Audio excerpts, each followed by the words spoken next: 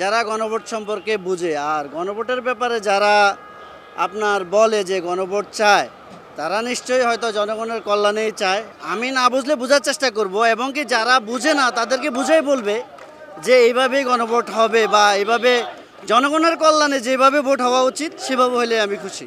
গণভোট বলতে সবাই ভোট দেয়, মানে ভোট কেন্দ্রে যাই, যার মতন সে ভোট দিয়ে আসি, এইটাই আমরা বুঝি যে গণভোট। হানা ভোট আমরা তো ছোটোবেলায় এক সময় হয়েছিল এরশাদ সরকারের আমলে, তখন তো কিছু বলতামই না, শুনছিলাম যে হ্যাঁ হানা ভোট হয়েছে, কিন্তু এই ছাড়া আমরা কিছু বলতে পারি না।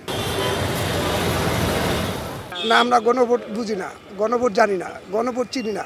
আমরা কেন্দ্রে যেতে চাই, 18 বছর পূর্ণ হবে, তার দেশের নাগরিকত্ব পাবে, সে ভোটের অধিকার আছে, সে ভোট দিবে। গণহারে ভোট কিসের? গণভোট হওয়াটা ভালো, খারাপ কি?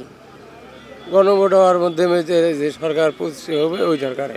গণভোট নিয়ে আমি যা বুঝি যে জুলাই যোদ্ধা যারা আছে, জুলাই যোদ্ধা, তাদের স্বীকৃতি দেওয়ার জন্য মানে গণভোটটা আয়োজন করা হচ্ছে, এইটাই বুঝি আমি ভাই গণভোটটা বুঝিই না, মানে গণভোটটা কিসের জন্য, দরকারটা কিসের, এইটাই আমি বুঝি না।